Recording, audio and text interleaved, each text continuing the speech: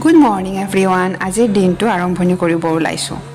মোৰ বাবে আটাইতকৈ প্ৰিয় সময়খিনি হৈছে এই ৰাতিপুৱাৰ শান্ত মুহূৰ্তখিনি, যেতিয়া মই আৰু মোৰ হাজবেণ্ড একেলগে বহি কথা পাতি থাকোঁ। এই সময়খিনিত আমাৰ লিয়ানো শুই থাকে।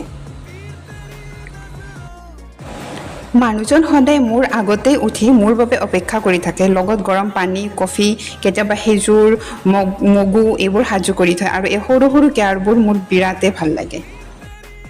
কেতিয়াবা আমি বহুত কথা পাতোঁ, ভৱিষ্যতৰ সপোন, পৰিকল্পনা, জীৱনৰ সৰু ডাঙৰ কথা। আকৌ কেতিয়াবা একেবাৰে নীৰৱে থাকোঁ। এই সময়খিনি আমাৰ বাবে গল্ডেন আৱাৰ হয়। তেওঁ অফিচলৈ যোৱাৰ পিছত লিয়ানা আৰু মই ব্ৰেকফাষ্ট কৰি অলপ খেলা ধূলা, পঢ়া বা তাই কেতিয়াবা ড্ৰয়িং কৰে, আৰু এনেকৈয়ে আমাৰ ৰাতিপুৱাৰ সময়খিনি পাৰ হয়।